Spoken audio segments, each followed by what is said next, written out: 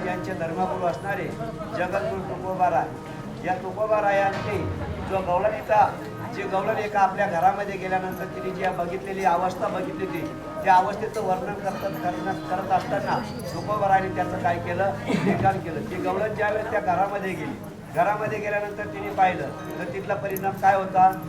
पहा ती गवळणी तिने गेल्या गेल्या काय पाहिलं त्या गवळणीने गवती पालती दुधाने ज्या तिने दुधाच्या भरून ठेवलेल्या दुधाण्या होत्या दया दुधाच्या त्या सगळ्या काय होत्या पालत्या केलेल्या होत्या.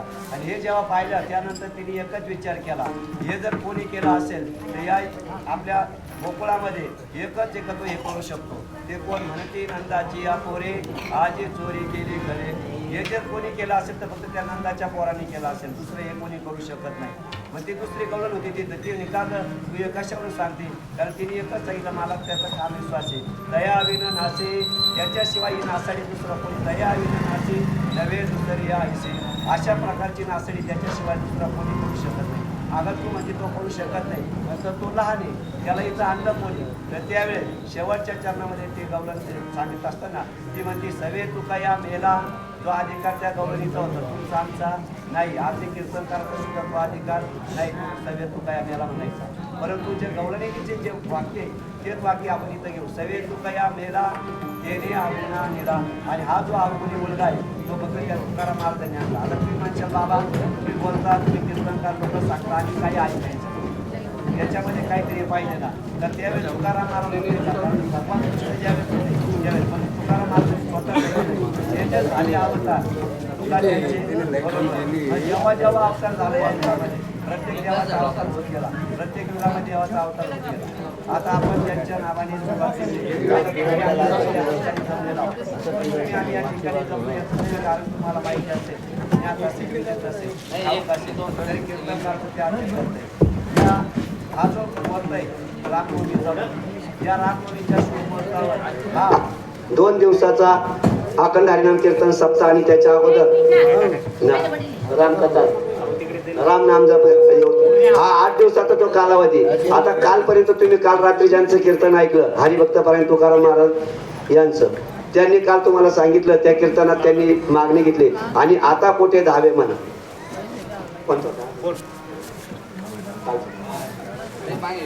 आले भागात ते करीतो तुझे नाम उच्चारितो. या अभंगावर त्यांनी तुम्हाला समजायला उच्चारपतीला याच्यात सांगितलं. परंतु काल्याचं कीर्तनकाराची बांधणी सप्ताहाची सुरुवात जेव्हा होते पहिल्या दिवशीचा कीर्तनकार आहे तोही बांधलेला आहे.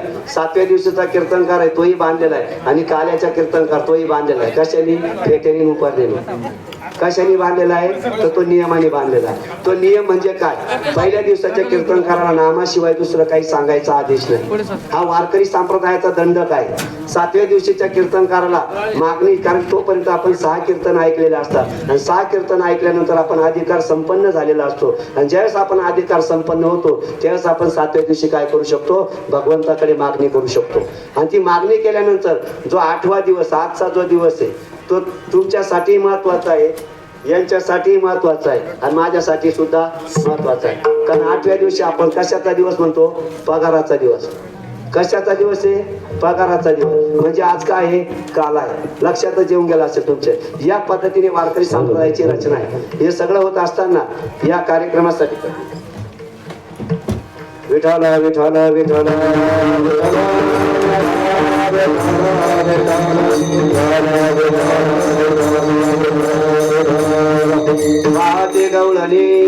पाहते गवळणी तवती पालती दुधाने म्हणते नंदाचे अपोरे आजी चोरी केली खरे. तया विना नासे नवे दुसरी आयसे म्हणते नंदाचे अपोरे आजी चोरी केली खरे. सवे तुकया मेला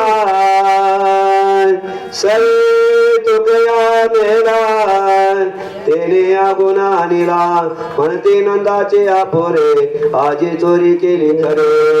विठ्ठल विठ्ठल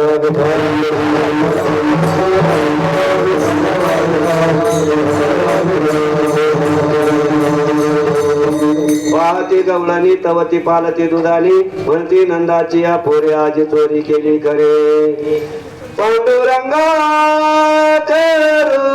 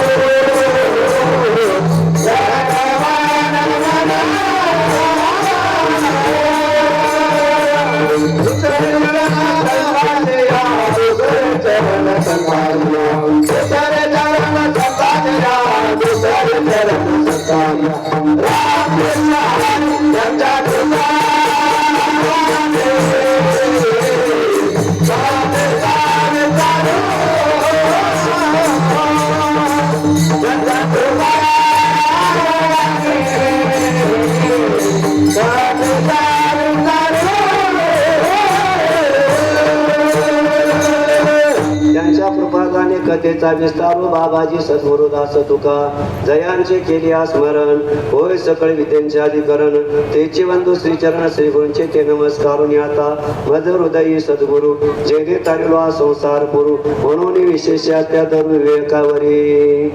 आता 1 तास आपल्याला 1.5 तास कीर्तन करायचं. किती 1.5 तास कीर्तन करायचंय. या 1.5 तासामध्ये तुम्हाला मी मध्ये काही जास्त ताण देणार नाही. पण आता मी जो श्लोक म्हणेन तो श्लोक म्हणत असताना सर्वांनी एवढा श्लोक मात्र आवर्जून म्हणायचा आहे. कारण आज कोणाचा जन्म आहे? रामप्रभूचा जन्म आहे. आणि त्या रामप्रभूचा जन्म असल्यानंतर आपण त्याची थोडीफार भक्ती केली पाहिजे. त्याच्याकरता एक श्लोक मी म्हणेन. माझ्या पाठीमागं सगळ्यांनी हात जोडून मोठ्याने म्हणा आणि जोरात बोल. हात जोडा सर्वांनी. जोडा हात जोडा. वसुदेव सुतं देवा. मला सांगा, भांडण करताना तुम्ही एवढे हळू करता का? ते करत असताना किती पंचमचा सप्तकचा स्वर लावता. मग तुम्हाला एवढा श्लोक म्हणायचा आहे. तो म्हणत असताना तुम्ही काय करायचं? मोठ्याने आणि जोरात म्हणायचा आहे. वसुदेव सुतं देवा कंस चाणूरमर्दन देवकी परमानंद कृष्णं वंदे जगद्गुरु कृष्णं वंदे जगद्गुरु. हा श्लोक तुमच्याकडून का म्हणून घेतला? कारण कुठल्याही गोष्टीत बघा, शाळेत जाताना गुरुचं आपण काय केलं पाहिजे? नमन केलं पाहिजे. घरामध्ये असताना आपल्या आई वडिलांना आपण काय केलं पाहिजे? नमन केलं पाहिजे. तसं वारकरी संप्रदायाचा दंडक आहे. जोही कीर्तनकार असेल त्याने आपल्या गुरुचं काय केलं पाहिजे? स्मरण केलं पाहिजे. कारण देवाच्याही अगोदर संतांना महत्व सांगितलं. आणि हे सांगितल्यामुळे आपण हे नामचिंतन केलंच पाहिजे. आणि नामचिंतन केल्यामुळे काय होतं? मग आज आपण या श्री क्षेत्र फागणे या गावामध्ये श्रीराम जन्मोत्सव संकीर्तन सप्ताह जो आहे त्याची सुरुवात जी झाली ती 9/4/2024 पासून आज आता काल्याची सांगता आहे. काल्याने आजची सांगता होणार आहे. आणि आज 17/4/2024 आणि आजची सांगता होताना दिवस किती भाग्याचा आहे. तुम्ही आणि नशिबाने 3 लाटीमधून वाचलो. किती? 3 लाटीमध्ये वाचलो. त्या 3 लाटीमधून जर वाचलो नसतो तर आजचा दिवस आपल्याला बघायला मिळाला असता का? मग आजचा दिवस दाखवणारा कोण आहे? तो भगवान प्रभू रामचंद्र आहे. आणि त्या रामचंद्राने आपल्याला आजचा दिवस दाखवलाय. मग त्याचं चिंतन आपण केलंच पाहिजे. आणि आज खरं जर सांगा तुम्हाला, तुमचं आमचं कसं आहे? सवडीने पार मारतो. आवडीने कमी पण सवडीने जास्त आहे. तुम्ही आम्ही काय करतो? एखाद्या दिवशी आम्हाला अडचण आली, हे एखाद्याशी दंगली करतो. कारण नियम जे आहे ते नियमाला बाजू करावे. याने विठ्ठल मात्रा घ्यावी, त्याने पत्ते सांभाळावी. आणि याच्यामध्ये जेव्हा तुम्ही पवित्र तुळशीची माळ जेव्हा गळ्यामध्ये घातलेली आहे ती घालण्यामागचा हेतूच आहे. कारण पवित्र तुळशी माळ, गोपी चंदन टिळा हे पाहिजे. जर आपल्या माते मला एक सांगा मावशी, तुम्ही माझ्या काकाच्या नावाने, माझ्या आजोबाच्या नावाने, माझ्या मामाच्या नावाने, माझ्या भावाच्या नावाने काय लावतात? कुंकू पहिले लावायचं. आता काय लावतात? टिकले लावतात. पती लावत असताना तुम्ही त्यांच्या नावाने ते मंगळसूत्र आणि टिकली लावतात किंवा मंगळसूत्र घालतात किंवा कुंकू लावतात. ते तेवढं घातल्यानंतर तुम्ही फक्त तेवढंच केलेलं आहे. पण तुमच्या आयुष्याची जबाबदारी कोण घेतं?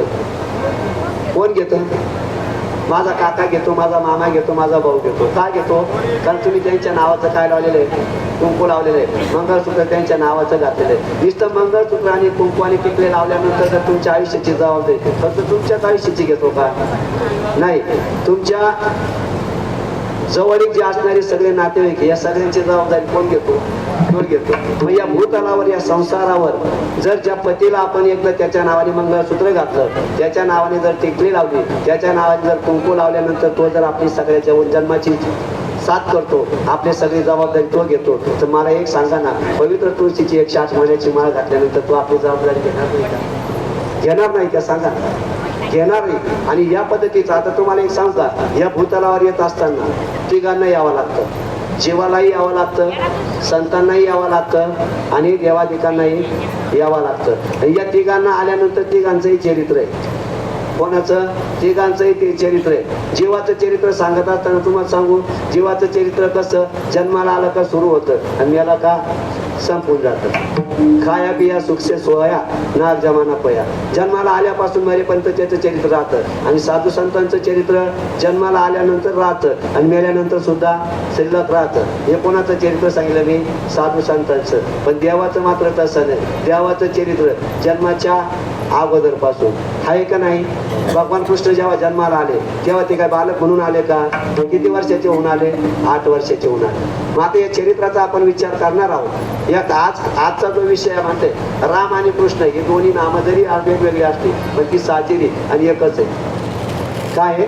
राम आणि कृष्ण, रामकृष्ण नामे ही दोन्ही साजिरी. ती जर आपण हृदय मंदिरामध्ये सोड घेतली, त्याचं स्मरण केलं, त्याचं चिंतन केलं तर निश्चितच आपली सोडवणूक झाल्याशिवाय राहणार नाही. मग आपल्याला जर सोडवणूक करायची असेल तर वेळी बाई पाहू नका, जावाई पाहू नका, मुलं बाळ पाहू नका. तो भगवंतच एक असा आहे तर तो आपल्या जीवनाची काय करतो? सोडवणूक करतो. बाकी सगळे इतर वेळेस आपल्या बरोबर राहतील. सुखात सगळे आपल्या बरोबर आहे पण दुःखात नाही. म्हणून असा हा जो सप्ताह आहे, या सप्त्याची जर परामर्श पाहिजे झाली तर जवळजवळ 35 वर्ष झाले. म्हणजे आता पुढच्या वर्षी 36, म्हणजे 3 तप तुमचे पूर्ण होणार. 3री तपपूर्ती तुमची पुढच्या वर्षी होणार आहे. 36 वर्षाचा परमार्थ केलेले लोक जी इथं आहे यांना विनोद सांगून मी विनाकारण टाइमपास करणार नाही. कारण 36 वर्षाचे ऐकल्यानंतर म्हणल्यानंतर ते काय पाहिजे? मुरबी पाहिजे. आणि विनोदाने काय होतं माहिती आहे का? थोड्यापुरतं मनोरंजन होतं परंतु त्याच्यात पदरात काहीच पडत नाही. मला सांगा ना, पदरात किती जरी पाणी साठवायचा प्रयत्न केला साठेल का? त्याच्यासाठी काय पाहिजे? एक तर कळशी पाहिजे किंवा माठ पाहिजे किंवा हंडा पाहिजे तर त्याच्यामध्ये ते पाणी राहील. आणि विनोदाचा असंच आहे. विनोद कसा पाहिजे? फक्त झालर सुद्धा. आता हा मंडप बघितला तुम्ही, हा जर सगळा झालरचाच मंडप केला असता तर याला मजा आली असते का? नाही. पण याला थोडी थोडी झालर आहे तर त्याच्यामुळे काय आलंय? मजा आली. मग अशा पद्धतीत मी असं कीर्तन करण्याचा प्रयत्न करेन कारण आज माझ्या जीवनातला पहिला काल आहे. बाकीचे कीर्तन मी भरपूर केलेले आणि मी ज्यांच्या पुढे बोलतोय ही सगळी वाडवडिलां समान आहे. मी यांच्या ताटातला घेणार आहे त्यांनाच खाऊ घालणार. माझ्या स्वतःचं काहीच नाही. कारण मी यांच्याकडूनच शिकलेलो आहे. आणि बापाने मुलाला शिकवावं इतका विद्वान मुलगा कधीच नसतो. कारण मुली बाप होतात ज्ञानी म्हणून आम्ही लागलो ज्ञानी. विठ्ठल विठ्ठल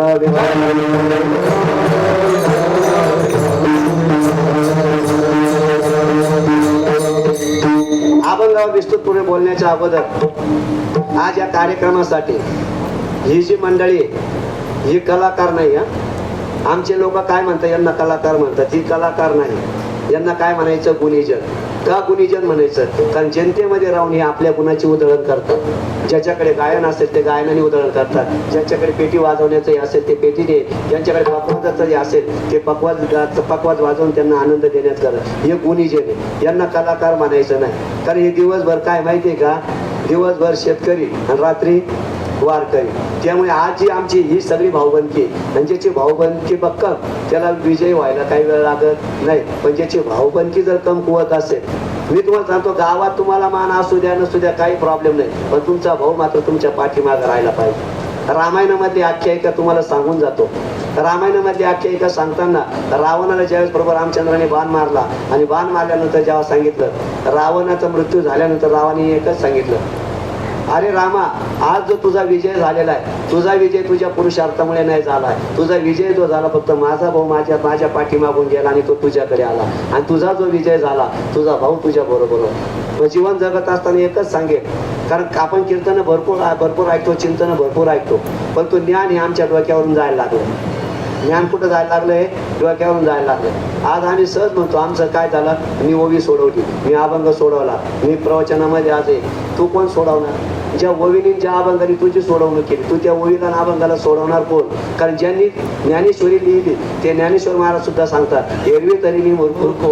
त्यांनी काय सांगितलं? एरवी तरी मी मूर्ख. आणि तुकाराम महाराज तर डायरेक्ट सांगताना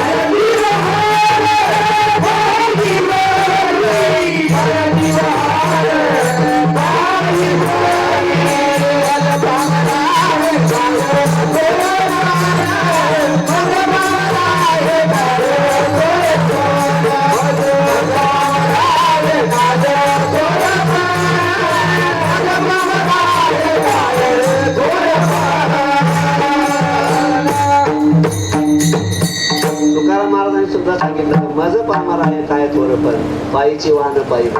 पण तुम्हाला एक सांगू, हे 4092 चे अभंग लिहिलेले आमच्या तुकाराम महाराजांनी. हे लिहित असताना तुम्हाला याची प्रक्रिया माहिती आहे का? ज्यावेळेस तुकाराम महाराज अभंग लिहायचे त्यावेळेस पूर्वी ढब्बू पैसा होता. पूर्वी ढबू पैसा होता. तो ढबू पैसा घ्यायचा, तो काय करायचा, लाल बुंद जाळामध्ये ठेवायचा आणि परिपूर्ण लाल बुंद झाल्यानंतर तो जिभेवर ठेवायचा. आणि जिभेवर ठेवल्यानंतर जर चटका लागला तर शब्द वाक्य रचनेमध्ये दोष आहे असं म्हणून त्यांनी लगेच ते वाक्य रचना फोडायची. आणि ज्यावेळेस चटका लागणार नाही ते शब्द इथं केलेले. म्हणून जे जे काही केलेलं आहे हा ग्रंथ नसून हा तुमच्या आमच्या सगळ्यांसाठी एक काय माहिती का, हा मंत्र आहे. आणि एक जरी अभंग आपण किंवा एक जरी ओवी आपण जीवनामध्ये अनुभवली, कारण नामदेव महाराज सुद्धा सांगतात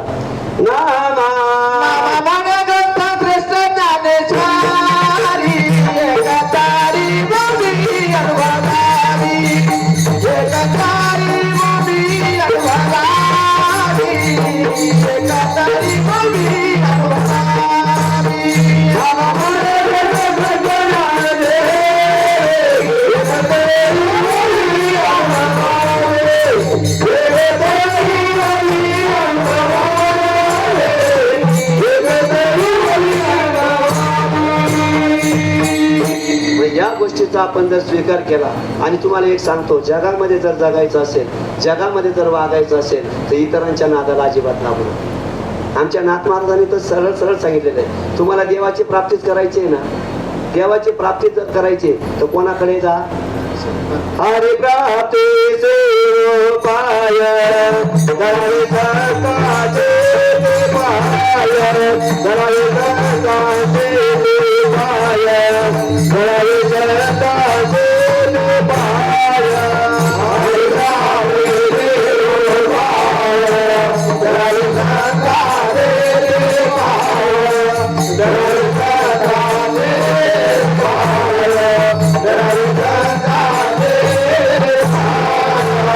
गणावे म्हणजे नाथबाबांनी सबसे सल्ला दिलेला काय झालं दिलेला आहे का, इतरांचे तुम्ही पाय धरू नका. तुम्हाला जर देवाची प्राप्ती करायची असेल तर कोणाचे पाय धरा, संतांचे. आता तुम्हाला एक दृष्टांत देऊन जातो. वाल्यामुळे सगळ्यांना माहिती आहे, तो वाल्मिकी नंतर झाला, पण आधी काय होता, दरोडेखोर.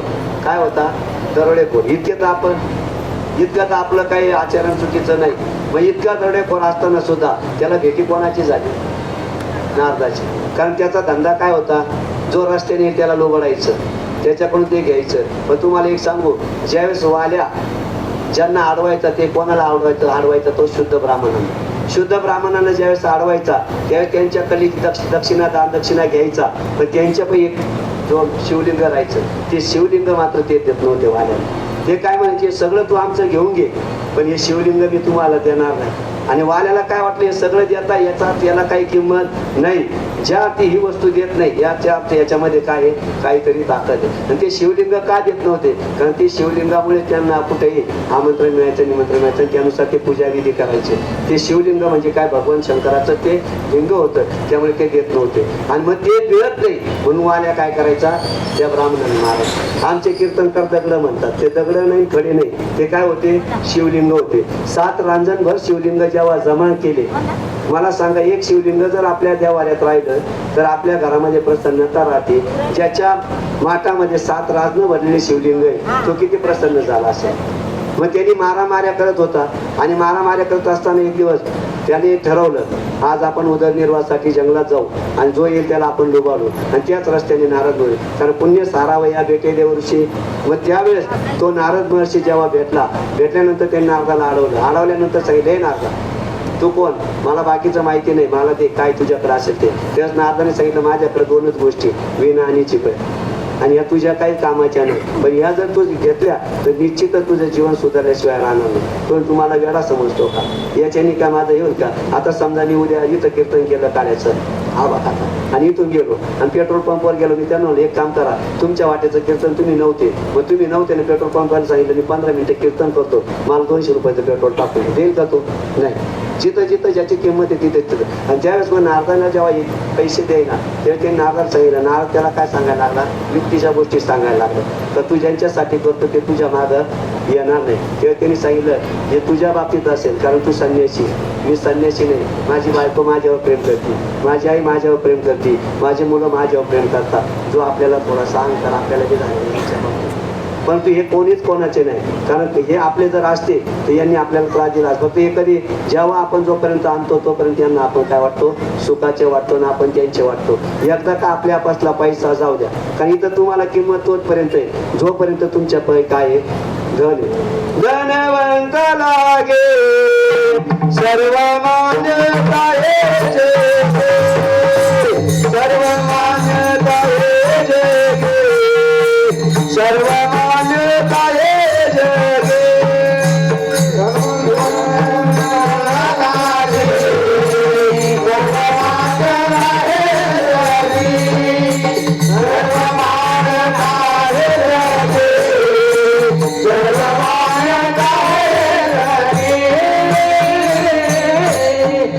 जोपर्यंत तुमच्याकडे धन आहे तोपर्यंत तुम्हाला किंमत. असं दोन मित्र होते म्हातारे. आता एकाची परिस्थिती चांगली असल्यामुळे त्याची मुलं बाळा त्याला जीव लावायचे, पण एक असा थोडासा कमजोर असल्यामुळे त्याला काय ते जीव लावत नव्हते. मग त्याने एक दिवशी कीर्तन सांगितलं, अरे तुझे बरेच दिवस चालले पण माझ्या बाबतीत तर वेगळंच घडतंय. अरे मला घरामध्ये सून नीट बोलत नाही, मुलगा नीट बोलत नाही, नातू नीट बोलत नाही. मग त्यावेळेस त्या जो श्रीमंत बाबा होता त्यांनी सांगितलं, मी तुला एक युक्ती देतो, तुझ्याकडे 100 रुपये नसेल तर नसू दे, माझ्याकडून 100 रुपये घे, पण जाताना तू काय कर, एका दुकानात जा आणि याचे 1-1 रुपयाचे काय घे, नाणे घे, आणि हे 100 नाणे घे आणि एक थैली घे, त्या थैलीमध्ये ठेव. तू एकच नित्यनेम करायचा, काय हे सगळे झोपले तर रात्री 12 वाजता उठायचं आणि उठल्यानंतर तू काय करायचं, 1-1 टोकरा, आणि तो करताना काय करायचा, तो परातीत टाकायचा, 1, 2, 3, 4 असं म्हणत राहायचं. म्हणजे तू फक्त रात्रभर त्याचे 100 म्हणजे मोजतच राहायचे नाही. असं करत करत करत तू हे कर म्हणे. आता हे सगळे झोपलेले राहायचे, त्याला 3 मुलं 3 सुना होत्या. हे झोपलेले राहायचे पण शेजारी म्हणजे तिला जे कान असताना आपण म्हणतो ना ते कान द्या, म्हणजे तिने शेजारी आजूबाजूला झोपेल राहायचे. पण म्हातारा रात्री दररोज चिल्लरचा आवाज येतोय. म्हातारा रात्रभर 12 वाजेपासून लटकतो तर 4 वाजेपर्यंत चिल्लर मोजतो. याचा अर्थ म्हाताऱ्यापैकी काय आहे, पैसा आहे. आणि धाकट्या सुनाला ते कळलं आणि तिने सांगितलं त्या दोघींना बोलवलं, इकडे या म्हणे, आपण विनाकारण बावळटपणा करू राहिलो. म्हणजे काय झालं, अगं म्हणे म्हाताऱ्याकडे 12 वाजेपासून दररोज रात्री 4 वाजेपर्यंत पैसे मोजतो म्हणे, सांगता येत नाही त्या पेटीमध्ये किती पैसे असं नाही. आता आज उद्या पण एक काम करा, मी नाश्ता दे, तू जेवण दे, तू संध्याकाळचं जेवण दे. आपण मात्र बाबाला आता काय करायचा, जीव लावायचा. कुठपर्यंत जीव लावायचा, बाबा एकदा गेला तर हे सगळं गबाड कोणाचं होईल, आपलं. आता हा मंत्र कोणी दिला होता, त्या श्रीमंत बाबा. आणि दिल्यानंतर सकाळी त्याचे पडसाद उमटायला लागले. सकाळी लहानी सून 4 वाजता उठली, देव मंदिरात गेली, पाया बिया पडून आली आणि सांगितलं, बाबा आज तुम्ही माझ्याकडे सकाळी नाश्त्याला आल्यानंतर तिने मस्त गरम गरम गावरान तुपाचा शिरा, पोहे, भजे सगळं बाबाच्या प्लेटमध्ये. बाबा एकदम असा सडपातळ झाला होता. पण बाबाची जे चिल्लर मोजायचा जो प्रोग्राम पाहून त्या तिन्ही सुना इतक्या जीव लावायला लागल्या. बाबा मरणाच्या इकडे जायच्या ऐवजी बाबा तरुणाकडे चालायला लागला. तरुण बाबा तरुण दिसायला लागला. आणि त्यावेळेस त्यांना असं वाटलं, आपण तर प्रयत्न करत होतो याचा धन मिळवण्याकरता, याला जीव लावतो तसं आणखी व्यवस्थित होतं. हे नेमकी करायचं काय, पण निसर्गाचा नियम आहे, आएगा सो जाएगा, राजा रंग पडते. आजा मेला पंजा मेला बाप मसना गेला, देखत नातू बंधू तोही तैसं येते नाही उरो आले अवतार येते पामल जीव किती. रामकृष्ण आले गेले त्या विना जग वसती पडले. इथं जो आला कारण या लोकाला नाव काय, मृत्यू लोक. आणि या मृत्यू लोकांमध्ये जो आला त्याला जावंच लागतं. आणि अशा पद्धतीचं होत असताना बाबाची घडून एक घटना घडली आणि बाबाचा देहांत झाला. बाबाचं देहांत झाल्यानंतर तिने सुना रडायला लागल्या, मोठमोठ्या रडायला लागल्या, बाबाविषयी प्रेम दाखवायला लागल्या. सगळं अंत्यविधी झाल्यानंतर दुपारच्या उन्हाच्या भरात गेले आणि त्यांनी त्या पिठीचं पुलक तोडलं आणि पुलक तोडल्यानंतर ती पिशी काढली. आणि ती पिशी काढल्यानंतर त्यांनी जेव्हा बघितलं तर त्याच्यात किती रुपये होते, फक्त 100 रुपये. मग त्यांनी सांगितलं, आता काय पाहता, 33 वाचून घ्या आणि विषय मिटवून टाका. त्यांनी पाहिजे तेवढा खर्च केला. मला काय माहिती, या जगामध्ये तुम्हाला किंमत फक्त कशामुळे, पैशामुळे. आणि पैशामुळे किंमत जरी तुम्हाला असली पण या जगामध्ये साधू संत तुमच्यापैकी काही जरी नसलं तरी ते तुम्हाला स्वीकारल्याशिवाय राहत नाही. कारण खटनट यावे, शुद्ध होऊन या जावे जाऊन, किंवा सकळाशी येते आहे अधिकार, कलियुग उद्धार हरीच्या नामे. मग अशाच पद्धतीला जेव्हा तो नारद ऋषी नारद महर्षी त्या वाल्याला भेटला आणि त्या वाल्याला सांगितलं, अरे तू ज्यांच्या करता हे करतोय ते लोकांकरता तू किती जरी प्रेम केलं, किती जरी हे केलं, तिथे तुझ्या कामाचे नाही. त्यांनी सांगितलं, ठीक आहे तुम्ही बोलता म्हणून विश्वास ठेवतो, पण तू मला तिकडं पाठवशील, तू इकडे निघून जाशील. पण नारदाने सांगितलं, तू काळजी करू नको, तुला विश्वास नाही ना माझ्यावर, मला या झाडाला बांधून ठेव. त्या झाडाला बांधून ठेवलं. तो पळत पळत घरी गेला आणि घरी गेल्यानंतर पत्नीकडे गेला. हे अगं म्हणजे तुला काही माहिती आहे का, मी आजपर्यंतचं जे काही कमावून आणलं याच्यामध्ये काही पापाचं कमावलं गेलं, याच्यात मी काही पुण्याचं काही आणलेलं नाही. मग याच्यामध्ये तू माझ्या याच्यामध्ये तू सहकार्य होऊ शकत. त्यावेळी तिने काय केलं, मडक्याची उतरण उतरत होती आणि ती उतरण उतरत असताना त्या भरपूर दिवसाची ती उतरण असल्यामुळे तिथं विंचू होता, विंचू. आणि त्या विंचवाने काय केलं, त्या ताईला डंक दिला आणि डंक दिल्यानंतर तिने मोठमोठ्याने ओरडायला सुरुवात केली, अरे विंचू चावला. त्यावेळी तिने सांगितलं, एक काम करा, तुमचं दुःख मी नंतर घेते, पण तुम्ही मला हा जो विंचू चावलेला आहे याच्या अर्ध्या वेदना तुम्ही घ्याल का. त्यावेळेस त्या वाल्याने सांगितलं, तू येडी आहे का, विंचू तुला चावला आणि त्याच्या अर्ध्या वेदना मी कशाला घे. मग त्यावेळेस त्यांना वाल्याच्या पत्नीने सांगितलं, जर तुमचं तसं आहे तर आयुष्यभर तुम्ही माझ्याशी, मी तुमच्याशी लग्न करून तुम्ही मला घेऊन आलेले, मी आली नाही, तुम्ही मला आणलेलं आहे आणि माझ्या सर्वस्वाची जबाबदारी तुमची. तुम्ही पुण्याचं कमावतात का पापाचं कमावता याच्याशी मला काही गेलं नाही. तर माझं संगोपन, माझ्या मुलांचं संगोपन, तुमच्या आईवडिलांचं संगोपन करणं हे तुमचं काय आहे, कर्तव्य. आणि हे कर्तव्य ज्या राजाने पार पाडलं त्या रामराजाची आज काय आहे, जन्मदिवस आहे. त्या रामरायाची आज काय जयंती. खरा कीर्तन आज काल्याचं आहे, पण ते जरी असलं परंतु ज्याचं ज्या दिवसाला महत्व आहे त्याचं काहीतरी सांगितल्याशिवाय काल्यामध्ये प्रवेश करायचा नाही. आज जे काय सांगायचं पहिले कशाचं सांगायचं, रामप्रभू. कारण राम आणि कृष्ण ही दोन्ही नावं काय साजेरी, मग ती आपण घेतलीच पाहिजे. म्हणून त्या रामचंद्राचं जेव्हा नामचिंतन केलं, त्या वाल्याने नामचिंतन केल्यानंतर त्या वाल्यामध्ये असा बदल झाला, त्याच्या अंगावर वाळून चढलं आणि त्याचा वाल्याचा काय झाला, वाल्मिकी झाला. नुसता वाल्मिकी झाला नाही, बोलिले वाल्मिक तैशीची करीनं वर्तोनी दाविनं नामामध्ये.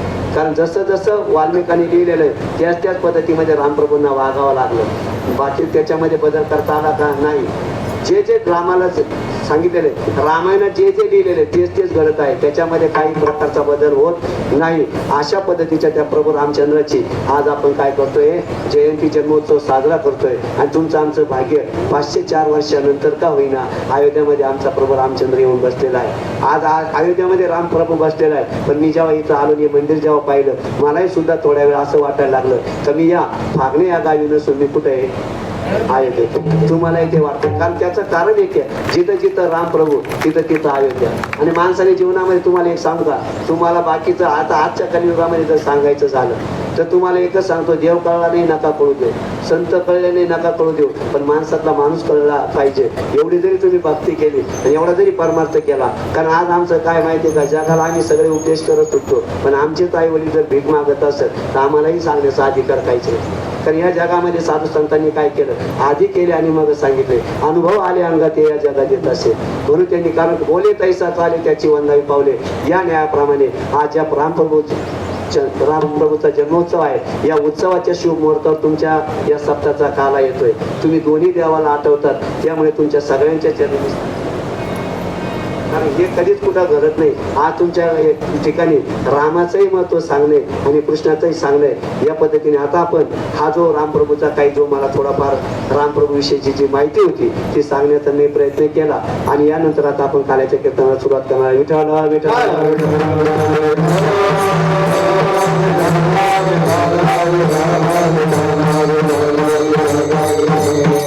पाहते गवळणी तव दीपालती दुधानी, म्हणती नंदाची या पोरे आजी चोरी केली खरे. आता प्रत्येक सप्ताहाची जी सांगताय तो 1.5 दिवसाचा असेल, 3.5 दिवसाचा असेल, 7 दिवसाचा असेल, 15 दिवसाचा असेल, 1 महिन्याचा असेल, चातुर्मासाचा असेल, वर्षाचा असेल, कितीही दिवसाचा जरी सप्ताह असाल तर त्याची सांगता मात्र ही कशाने होती, काल्याच्या कीर्तनाने. त्याची सांगता होती, समाप्ती होत नाही, शेवट होत नाही, फक्त सांगता होती. कारण आज सांगता झाल्यानंतर पुढच्या वर्षी परत तुम्हाला सप्ताह करायचाच आहे. आणि या काल्याच्या कीर्तनाने सांगता करत असताना हा काला काला काला म्हणजे नेमके काय, या काला या शब्दामध्ये काला या अक्षर किती अक्षर आहे, 2. कोणते अक्षर आहे, का आणि ला, ही 2 अक्षर मिळून काय झालेलं आहे, काला. जसं 2 अक्षर मिळून काला तयार झालेला आहे तसं तुम्हाला जीवनामध्ये सांगतो. तुम्ही आम्ही जन्माला येतो, जन्माला आल्यानंतर आपल्याला आई करून देते, तो कोणता काला, दूध भाकरीचा काला. तदनंतर थोडे मोठे झालो, भाजी भाकरीचा करून देते किंवा तो बोकड काला. बरोबर. मग हे आणि या नाम सप्ताहामध्ये तुम्ही जेव्हा 7 दिवस येतात आणि या सप्ताहामध्ये आल्यानंतर 8व्या दिवशी या दही हंडीमध्ये जे आहे ते काय आहे, काला, दही आणि राय. आणि बघा काला 2 गोष्टीचा होतो, एक घन पाहिजे आणि एक द्रव पाहिजे. इथं दही आणि राई याचा काल आहे, दूध आणि भाकरी याचा काल आहे, भाजी आणि भाकरी याचा काल आहे. आणि हे जीवन जगत असताना काला नेमकी आपण कशासाठी काला करतोय, तर या जीवनामध्ये आपण आल्यानंतर आपल्या जीवनामध्ये नामस्मरण झालं पाहिजे. नामस्मरण कशासाठी करायचंय, नामस्मरण करण्याने काय होतं तर जीवनामध्ये तुम्ही एकदा का नामचिंतन करायला लागले तर नामचिंतन केल्यानंतर तुमच्या जीवनामध्ये असलेला जो काम आहे, जी वासना आहे, जी इच्छा आहे, त्याची काय होती, आपोआप निवृत्ती होती. हे कशाचं महत्व सांगितलं मी, नामाचं महत्व. जर जीवनात नाम घेतल्याने एवढा फायदा आहे, तर नंतर तुम्हाला सांगतो तुम्ही चिंतन करा. चिंतन कशासाठी करायचंय तर ते चिंतन केल्यानंतर तुमच्या जीवनामध्ये असलेल्या सगळ्या चिंता काय होतात, दूर होतात. याच्याकरता आपण चिंतन केलं पाहिजे. आणि त्याच्यानंतर आपण प्रवचन काय केलं पाहिजे, प्रभूच्या वचनावर जर विश्वास ठेवून आपण आपलं जीवन केलं तर आपली कुठंच फसवणूक झाली होत नाही. आज मला सांगा ना, काही लोक कीर्तनामध्ये येतात, कीर्तनकार कुठल्या अधिकाराचा आहे, कीर्तनकार काय सांगणार आहे, कीर्तन काय बोलणार याच्याकडे लक्ष देऊ नका. एक जण असाच कीर्तनामध्ये आला, त्याला कधीच कीर्तन ऐकायची सवय नव्हती, पण तो आल्यानंतर तिथं महाराजांचा विषय चालू होते. आले या, काय महाराजांनी काय सांगितलं, आले या. आता ते त्या माणसाला उद्देशून होतं का, नाही, कीर्तन करायचा विषय त्याचा चालू होता. आले या, या म्हटल्यानंतर तो आल्यानंतर ते लगेच कीर्तन काय झालं, आले या, आले तर या, आणि आता बसा. लगेच ते काय केलं, त्यांनी खाली बसलं. आता कीर्तनकार त्याच्या सांगत होता बसा, पण त्याला वाटलं महाराज म्हणला, नंतर त्याला काय कीर्तन काय रमलं नाही, जसलं नाही. त्याच्यामुळे त्यांनी लगेच काय केलं, उठला आणि निघायला लागला. मग त्यावेळेस कीर्तनकार म्हणला, जाता जा. आता हे 3च काय सांगितलं, या, बसा आणि जा. किती शब्द घेऊन गेला तो कीर्तनातून, फक्त 3च शब्द. 2 तासाचं कीर्तन लक्षात ठेवलं का, तर तुम्ही आमचं असंच आहे. आणि मला काय म्हणायचं, ज्याला जेवढं ओझं उचलेल तेवढंच उचला. आणि त्याने ते उचललं, तो घरी गेल्यानंतर इथे 12 वाजले कीर्तनाला, 12 वाजल्यानंतर तो घरी गेला. 12:30 पर्यंत झोप लागलेली, आणि नंतर झोप लागली आणि 2, 2:30, 3 वाजेचा टाइम होता. आणि 2, 2:30, 3 वाजेच्या टायमाला त्याला थोडीशी जाग अशी आली. आणि त्याच पिरियडला इथं चोर त्याच्या घरामध्ये भिंत तोडली आणि ते भिंत तोडून मध्ये घुसल्यानंतर यांनी लगेच ते चालू केलं. कीर्तनातलं ते आठवलं, कारण मनी वसे ते स्वप्न दिसे, त्याच्यामुळे ते त्याला आठवलं. तो लगेच म्हणतो, आले या. चोर म्हणे आलं, आता सावध आहे म्हणे, त्याने आपल्याला भीत वाटताना पाहिलं, आपण मध्ये आलो तर म्हणतो आले तर या. मग जागे तो झोपेत असं, बरं ठीक आहे. मग गेले. मग ते काय केलं त्यांनी, तो आवाज आल्यामुळे ते खाली बसले. लगेच तो म्हणतो, बसले बसा म्हटलं. ते गाणं याचं तर पक्क ध्यान आहे आपलं, आपण बसलोय. लगेच त्याने, आता एक काम करू, इथं नाही आपण दुसरं घर पाहू. लगेच त्यांनी त्या तोडलेल्या भिंतीतून जायला लागले. लगेच तेवढ्या तो काय म्हणला, जाता जा. किती शब्द घेऊन गेले ते कीर्तनातून, या, बसा आणि जा. तरी त्याचं कल्याण झाल्याशिवाय राहिलं का. आमचे भगवान बाबा जे आहे बंजारी समाजाचे, त्यांनी पाण्यावर नाणेश्वरी वाचली. कशामुळे वाचली, कारण जगाने तुम्ही किती मोठे होत राहा, जग तुमच्यावर आघात करत राहणार आहे. पण एक बोलू का, ज्याने विठ्ठल मात्रा घ्यावी त्यांनी पत्ते सांभाळे. जाई होतो माते न तरी साया सामी विष्णुदास तैसे नव्हे. किती जरी काळ आणि बाका प्रसंग आला तरी साधू संत हे आपल्या याच्यातून हितातून बाजूला जात नाही, आणि ते बाजूला जात नाही, आणि ते आपले हित केल्याशिवाय राहत नाही. याच्याकरता या काल्यामध्ये तुम्हाला सांगत असताना, काला म्हणजे नेमके काय, 2 जीवांचं मनोमिलन झालं पाहिजे. जीव शिवाचा काला झाला पाहिजे. जीव आणि शिव ही दोन्ही, जीव शिव दोन्ही कोणते ग, प्रपंचाचे नेते ग. लावणी पाचे बोटे तू ये रे बा विठ्ठला, लावणी पाचे बोटे तू ये रे बा विठ्ठला. आता हे जात जेव्हा गातो त्यावेळेस आपण भगवान शंकराची नापली. आणि मला एक सांगा, आता जात सगळ्यांनी पाहिलं, ज्या जुन्या आजी आहेत त्यांना माहिती, नवीन यांना नसेल माहिती. पण ज्यावेळेस आपण त्याच्यामध्ये घास टाकतो, ते धान्य टाकतो, ज्यावेळेस ते धान्य टाकत असतो तर सगळ्या दाण्याचं पीठ होतं का, सगळ्या दाण्याचं पीठ होत नाही. पण कोणत्या दाण्याचं पीठ होतं, जे त्या जातीच्या तळीमध्ये येतात त्यांचं पीठ होतं. मग तुमचं आमचं असंच आहे, संसार रूपी जातीच्या तळीमध्ये राहून आम्ही भगवंत रूपी फुटा धरायचंच विसरलो. आणि भगवंत रूपी फुटा ज्याने पकडला तो संसारात राहिला काय आणि परमार्थात राहिला काय, त्याला कुठल्याही प्रकारची बाधा होत नाही. म्हणून म्हटलेलं आहे ना, का जीवन जगत असताना तुम्ही त्या भगवंताचे गुण घ्या. आणि या काल्यामध्ये आज तुम्हाला एकच सांगायचं आहे, जीवाचं चरित्र आहे. समजा आपलं चरित्र असून काय असणार आहे, 2-5 गाड्या असतील, तर 4-5 बंगले असतील, असून 5-50 एकर जमीन असेल, इतकं सगळं जरी असलं तर आपल्या जीवनाची चरित्र काय आहे? सकाळी उठा, आंघोळ करा, नित्यनेमाने चहा जेवण करा, वावरात जा, परत घरी या, नित्यनेम जो नोकरीला असतो तो नोकरीला, संध्याकाळी घरी येतो. काय जीवन चरित्र आपलं? सकाळी जातो, संध्याकाळी येतो, झोपतो, उठतो, पडतो. काय याच्यामध्ये आहे का आपल्या चरित्र? नाही. मग तुम्ही आम्हाला यावंच लागतं. काय यावं लागतं? कारण पाप पुण्य समान झाल्यानंतर हा मानवाचा जन्म आहे. आणि या मानवाच्या जन्मामध्ये सगळ्याची प्राप्ती म्हणूनच म्हणतात ना, देवाने आदोद्वी दिलेला आहे. तो आपल्याला काही याच्याकरता दिलेला नाही, तर कशासाठी दिलेला आहे?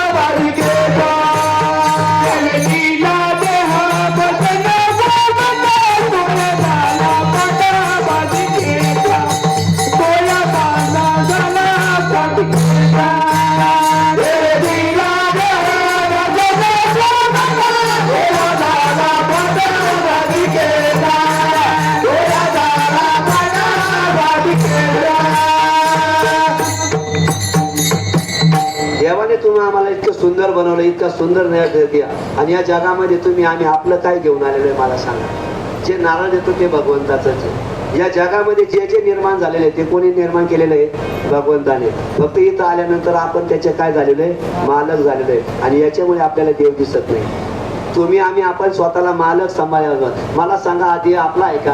कारण हा देह आलेला पाचाचा उसना शेकी ज्याचा त्याशी देणे आहे. हा देह कोणाचा आहे? भगवंताने दिलेला आहे. आता समजा मी जर आबा काकाकडनं ही घड्याळ घेतली, कीर्तनापुरती ही घड्याळ मी घेतलेली. ही घड्याळ घेतल्यानंतर माझं कीर्तन होईपर्यंत मी ही घड्याळ घेतलेली. आणि एक कीर्तन संपल्यानंतर मी जेव्हा घड्याळ देईन तेव्हाच मला दुःख होईल का? का होणार नाही? कारण मला माहिती घड्याळ कोणाची? आबा काकांची. घड्याळ जर त्यांची, ती जर मला द्यायची, ती जर मला त्यांना द्यायची, तर मग मला दुःख होणार आहे का? नाही. पण तुम्ही आम्हाला दे, आपला समाजामुळे दुःख झाल्यामुळे निश्चितच आपल्याला काय होतंय? त्रास होतो. पण हा देव कोणाचा आहे? भगवंताचा आहे. आणि तो दिलेला आहे. तो दिलेला कशासाठी? भजनासाठी दिलेला आहे. पण भजनासाठी दिलेला ते आपण फक्त कशासाठी? वजनासाठी वापरतोय. मी खाऊ नका असं म्हणणार नाही, मी पैसे कमावू नका असं म्हणणार नाही, कारण इथं तुम्हाला राहायचंय. पैसा हे उपजीविकेचं साधन आहे. पण आम्ही काय करतो? आमचे नामदेव शास्त्री महाराज सांगतात, तारुण्यामध्ये इतके पळतो काय दिवसाची रात्र, रात्रीचे दिवस करतो, हाडाची काढ, कष्टाचं रक्ताचं पाणी सगळं काही करतो. आणि दिवस रात्र पळत चालतो आपण. आणि पळत जात असताना आपण काय करतो? फक्त धन संचय करतो. आणि तो धन संचय करतो, इतका पैसा कमवतो. आणि याच्यामध्ये आपण आपलं तारुण्य काय करतो? निष्फळ करून टाकतो. आणि जेव्हा आपल्याला उतार वय येतं, आणि उतार वय एकदा आलं, आणि एकदा का आपण एखाद्या दवाखान्यात गेलो तर तोच कमावलेला पैसा आपण कोणाला देतो? डॉक्टरला देतो. कारण या जगामध्ये नित्य नियमाने फक्त तुम्ही राहा.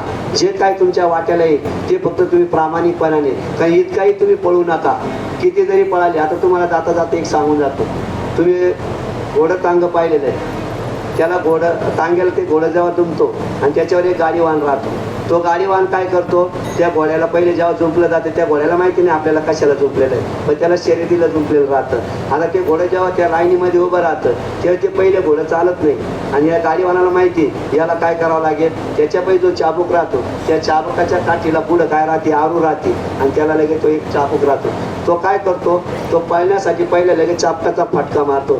जसा चाबकाचा फटका घोड्याला पडला तर ते घोडं लगेच पळायला लागतं. थोडंफार पळायला लागतं, पण ते जास्त पळत नाही. मग ते तो गाडीवान काय करतो? लगेच त्या काठीला जी असलेली आरू ती त्याला टोचतो. जशी त्याला आरू टोचली का तो काय करतो? जीवाच्या आकांताने पळत राहतो. जसा तो घोडा त्या गाडीवानाच्या याच्याने, त्या चापकाच्या फटकाने आणि त्या आरीच्याने, तसे तो घोडा जसा पळतो आणि ती शर्यत जिंकतो, आणि ती शर्यत जिंकल्यानंतर त्या मालकाला काय होतो? आनंद होतो. तसं तुम्हा आम्हाला या भूतलावर जेव्हा भगवंताने पाठवलेलं आहे, त्या भगवंत रूपी गाडीवानाने या घोड्याला इथं पाठवलेलं आहे. त्याला कधी संसाराच्या तांग्याला झोपलेलं आहे, कधी परमार्थाच्या तांग्याला झोपलेलं आहे. पण दोन्ही तांग्याला झोपल्यानंतर तो भगवंत रूपी काय करतो, कधी सुखाचा फटका मारतो, कधी दुःखाची आरू टोचतो. आणि सुखाचे आणि दुःखाचे फटके आणि आरो खात खात हा मनुष्य जेव्हा पळत पळत पळत जातो आणि एक तर तो संसारात यशस्वी होतो, एक तर तो परमार्थात यशस्वी होतो. आणि ज्या दिवशी तो संसारातही यशस्वी होतो आणि परमार्थातही यशस्वी होतो, त्यावेळेस मात्र त्या भगवंताला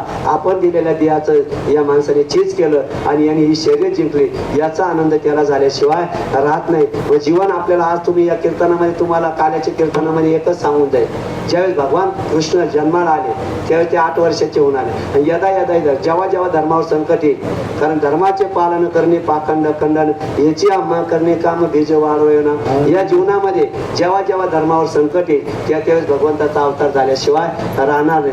आज रामप्रभूचंही प्राकटीकरण आहे आणि भगवान कृष्णाचं आहे. परंतु याच्यामध्ये तुम्हाला सांगतो, रामप्रभूचा जन्म जर म्हणला तर तो 9मीचा आणि भगवान कृष्णाचा जन्म म्हणला तर तो 8मीचा. 8ला कुठं गाठ आहे का, कुठं गाठ आहे का? नाही, 8ला गाठ नाही. पण 8चा पाडा जेव्हा म्हणतात त्यावेळेस तो कुठं कमी, कधी अधिक, पुढं काय असा आहे. 8 1 8, 8 2 16, 6 1 7, 8 3 24, 4 आणि 2 6, 8 4 32, 4 आणि 2 6, 8 45, 4 अधिक 0 4, 8 7 48, 8 आणि 4 12, कधी कमी कधी वरती. म्हणजे कोणाचा आहे हा जन्मदिवस, कोणाचा आहे?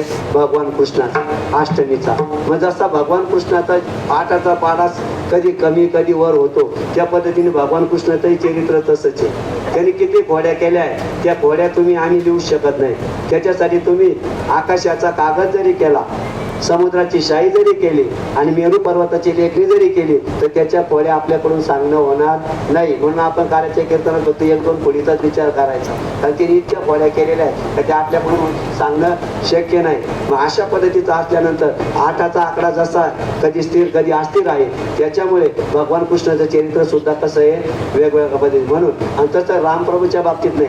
9चा पाडा, 9मीचा जन्म आहे रामप्रभूचा, आजचा जन्म 9चा पाडा पा, तुम्ही 9 पासून 90 पर्यंत माना, सारखाचे. पुढे बदललेलं आहे का? 9 1 9, 9 2 18, 8 आणि 1 किती झाले? 9, 9 3 27, 7 आणि 2 किती झाले?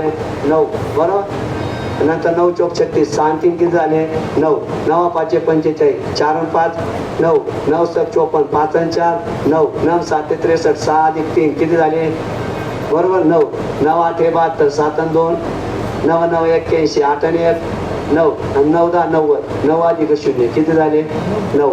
म्हणूनच बघा तुम्ही, एक वचनी, एक पत्नी, एक बाणी या न्यायाने शोभतो तो राजा आमचा रामप्रभू. या रामप्रभूचं तुम्ही आचरण करू शकता, पण भगवान कृष्णाचं आचरण करू शकत नाही. मग भगवान कृष्णाचं काय करावं लागेल तर त्याचं चरित्रच आपल्याला करावं लागेल. चरित्र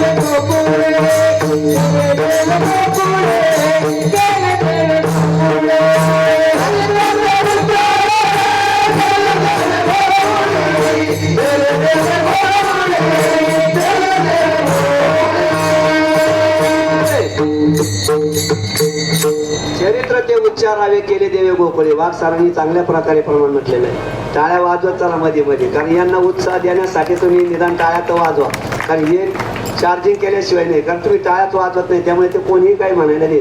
त्यामुळे कारण भगवान कृष्ण या भूतलावर राहिले किती वर्ष राहिली? 125 वर्ष. आणि रामप्रभू 11,000 वर्ष. 11,000 वर्ष रामप्रभू राहिले आणि 125 वर्ष कोण राहिले? भगवान कृष्ण. पण या 125 वर्षामधलं फक्त कोणतं चरित्र सांगितलेलं आहे?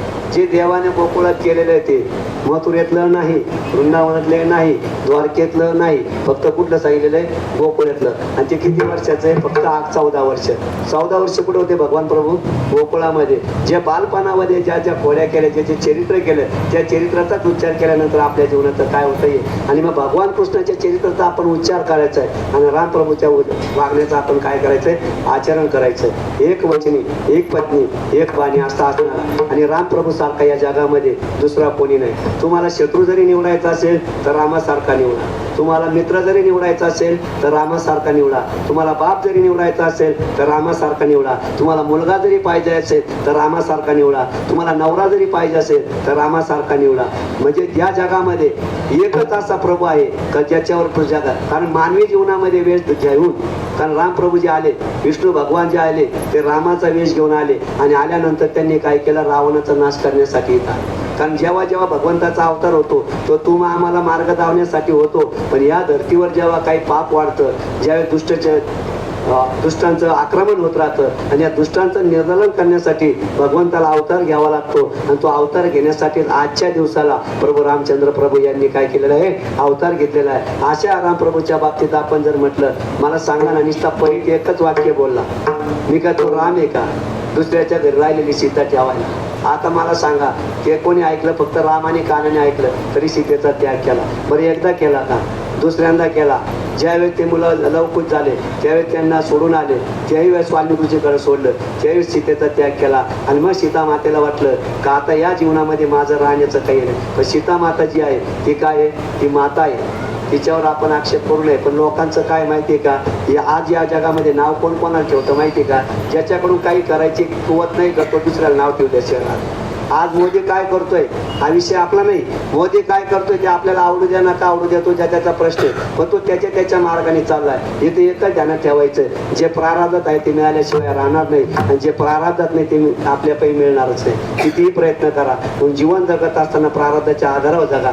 आज या रामप्रभूचं आपण आचरण केलं पाहिजे आणि भगवान कृष्णाचं आपण उच्चारण केलं पाहिजे, त्याच्या आचरणाच्या भानगडीत पडू नये. असंच एक बाई मला म्हटली, तिच्या नवऱ्याला सांगत होती ती बाई, म्हणे अहो म्हणे मी आता एक ग्रंथ ऐकला हरिविजय, त्या हरिविजय ग्रंथामध्ये पाहिलं द्रौपदीला 5 पती. किती? 5 पती.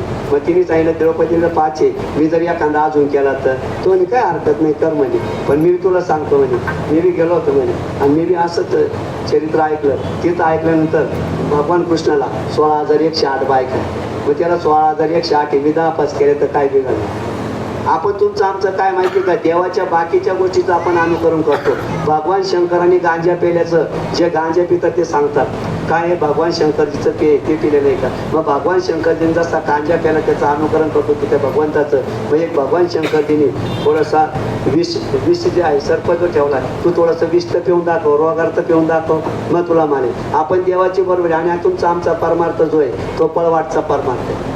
देवाने आम्हाला भजनासाठी देह दिलेला आहे आणि हे चिंतन करत असताना फक्त त्या काय करायचं, त्या कृष्णाच्या लिलेचं फक्त काय करायचं, आपण उच्चारण करायचं, त्याचं आचरण करायचं नाही, कारण तो देव आहे. तुका म्हणे नटधारी भोग भोगुनी ब्रह्मचारी, तो एवढं सगळं करून सुद्धा त्या. आणि आता तुम्हाला सांगतो, त्या 16,108 मध्ये फक्त 8च पत्न्या त्याच्या मुख्य होत्या. या 16,100 ज्या गवळणी होत्या, या गवळणीचा अधिकार जर सांगायचा झाला, तुम्ही आम्ही देवापायी जात नाही, आम्ही गेलो का काय करतो, 20 रुपयाचा नारळ फोडतो आणि 2 जन्माची मागणी मागून घेतो. त्यामुळे तोही आम्हाला फळ देत नाही आणि आम्हालाही त्यालाही आमची भक्ती पसंत नाही. पण जीवन जगत असताना भक्ती जर करायचं, आपुला तो एक देव करून घ्यावा, त्याने विना जीवा सुख नाही. आणि या पद्धतीने भक्ती जर केली तर निश्चित तो तुमचा स्वीकार करेल. पण आमचा स्वभाव आहे, गवळणीने कधीच काही मागितलं नाही. एकदा भगवंताचं डोकं दुखत होतं, भगवंताचं डोकं दुखायला लागल्यानंतर त्यांनी सांगितलं, अरे माझं डोकं दुखतंय आणि मला काहीतरी घेऊन ये.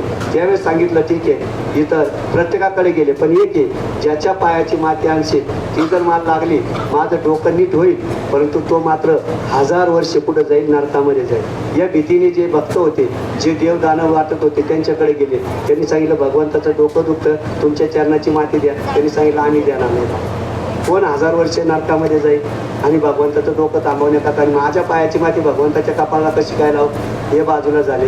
नंतर भूतलावर आले, तुमच्या आमच्याकडे आले, तुम्ही आम्ही सांगितलं नाही तो देव आहे, आमच्या पायाची माती त्याच्याला कशी काय लावायची?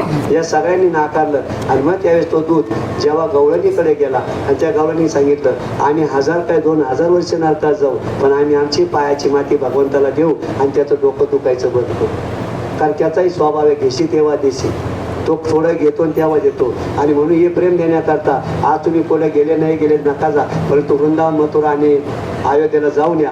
एकदा जर तुम्ही जाऊन आले ना, तिथं गेल्यानंतर जेव्हा ते बघून याल, स्वतःच्या खर्चाने जा. मी म्हणत नाही तू बरोबर जा, तुम्हाला जसं वाटेल तसं जा, पण तू गेल्यानंतर जेव्हा तिथं आपण बघतो आपल्या मंदिराची दुरावस्था, तिथल्या मंदिराची व्यवस्था, हे बघितल्यानंतर आपल्याला कळेल तर भगवान कृष्ण तिथं का राहिले, प्रभू रामचंद्र अयोध्येमध्ये का राहिले. तुम्ही आम्ही फक्त भक्ती करतो, पण ती कशी करतो, वर एकमेकाच्या सांगून ऐकून. त्या पद्धतीची भक्ती करू नका. भक्ती जर करायची असेल तर जाणून, भक्ती आम्ही केली सांडोनी उद्वेग. भक्ती जर करायची तर जीवनातलं काम काढा, क्रोध काढा. हे विकार जोपर्यंत जात नाही तोपर्यंत तुमची भक्ती फलद्रूप होत नाही. आणि हे भक्ती फलद्रूप होण्याकरता तुम्ही आम्ही एकच काम करायचंय. आज आपण आता प्रदीप मिश्राजीचे आभार मानतो. शिवशंकराच्या मंदिराला इतकं प्राकटीकरण आलेले, पण तुम्ही जी भक्ती करताय मातांनो, ती भक्ती करत असताना तुमच्याकडून दोष घडतोय. काय दोष घडतोय, तुम्ही ज्यावेळेस त्या तिथं जातात त्यावेळेस त्या पिंडीवर तुम्ही पाणी टाकतात, तिथं बेलपत्र वाहतात. ती एकच बेलण्याने 108 वेळा वाहा. तुम्ही 108 तिथं घाण करून ठेवतात आणि त्याच्यामुळे तुम्ही ती साफ करून घरी येत नाही, आणि त्यामुळे तुम्ही ती केलेली पूजा फलद्रूप न होता ती तुम्हाला त्रासदायक होते. मग आपण म्हणतो काय, कारण तुम्हाला सांगू का, घरामध्ये सुद्धा वाढवाडलांना जीव लावा, मेल्यानंतर ते तुम्हाला आशीर्वाद दिल्याशिवाय राहणार नाही. तसं देवाच्या मंदिरात गेल्यानंतर तुम्ही स्वच्छता करू नका, पण माझ्याकडून घाण होणार नाही याची काय घेतली पाहिजे, दक्षता घेतली पाहिजे. आणि या पद्धतीचं जीवन जर असेल, मग या भगवान कृष्णाचा जेव्हा जन्म झाला आणि 8 वर्षाचा होऊन ज्या वस्तू देवकी मातेकडे आला, त्या देवकी मातेने सांगितलं, का रे तू 8 वर्षाचा होऊन माझ्याकडे आला, 8 वर्षाच्याला कोणी बालक म्हणेल का. त्यावेळेस भगवंतांनी सांगितलं, मी 8 वर्षाचा होऊन याच्यासाठी आलो, मला पुढचे काही तुम्हाला सांगायचे, पुढं काय काय करायचे. आता मी अजून लहान होईल, तुम्ही काळजी करू नका, कारण मला लहानही होता येतं आणि मला मोठंही होता येतं, मला काटाही काढता येतो आणि मला वाटही लावता येते. त्याबद्दल तुम्ही हे नका, फक्त तुम्हाला जी काही माहिती नाही. मग आता तुम्ही एकच काम करा, या जीवन जगत असताना आता मी जन्माला आलोय, कारण ज्यावेळेस वसुदेव देवकीचं लग्न झालं त्याच्यामध्ये विघ्न आलं, आणि ज्यावेळेस कंस मारायला धावला त्यावेळेस वसुदेवाने काय केला, हात धरला आणि सांगितलं, तुला हिच्या पोटी जन्माला 8वा मारणार आहे ना. मग त्यावेळेस देवकी मातेने सांगितले, एक काम कर, माझ्या पोटी जे जे आपत्ती जन्माले ते मी तुला दे, लागलेस तू आम्हाला पुढे ठेव, बंदीवासात ठेव, तू बंदीवासात ठेव, आम्ही प्रत्येक मुलगा झाला का तुला आणून देऊ, मात्र तू यांना काय करू नको, मारू नको, कारण हे कोण आहे, तुझे दाजी. आणि त्यामुळे ते ऐकलं आणि कंसाने सुद्धा ऐकलं. आणि कंसाने ऐकल्यानंतर पहिलं बालक झालं, ते रडायला लागलं. रडल्यानंतर ते घेऊन जायला लागले. कंसासमोर जेव्हा गेल्यानंतर त्या कंस असून सुद्धा त्याला काय निर्माण झाली, दया निर्माण झाली. आणि दया निर्माण झाल्यानंतर त्यांनी पाहिलं, हे गोंडस रूप, हे बालक इतकं, यांनी माझं काही नुकसान केलं नाही, मला मारणार तर आठवण येणार आहे, मग याला आता मी काय करायचंय, मग याला मी काय करू. याच्यामुळे त्यांनी सांगितलं, एक काम करा, या बालकाला घेऊन जा. त्यावेळेस नारद ऋषी आले आणि नारद ऋषीला माहिती, यांनी जर पापच केलं नाही तरी मग हे बाकीचं घडणार नाही, कारण याच्याच हातून, कृष्णाच्या हातून याला मारायचंय आणि याचं पाप झालं पाहिजे, म्हणून याला काय केलं पाहिजे, उपरी दिली. म्हणे का, म्हणे भगवान कंसा, तुम्ही जे करताय याला परत पाठवायचंय, पण तुम्हाला माहिती का तो देव आहे, तो आपण चतुर आहे, पण तो चतुरा तो शिरोमणी, तो एकाने जिकडून 8वा नंबर लावेल. कसं आहे अंक, त्याच्यापेक्षा तुम्ही एक काम करा, जो आलाय त्याला मारा. आणि असं नारदाचं ऐकल्यानंतर 6 मारी दुराच्या 6 मुलं त्यांनी मारली, 7वा युग मायाने नेला. आणि 8वा जो भगवान कृष्ण आहे त्याचा काय झाला, अवतार झाला. पण तो अवतार झाल्यानंतर त्या भगवान कृष्णाला घेतलं आणि घेतल्यानंतर आधी सांगितलं होतं 8 वर्षाच्या असताना त्यांनी, मला काय करा, तुम्ही इथून नेत असताना मला फक्त तुम्ही काय करा, फक्त उचला.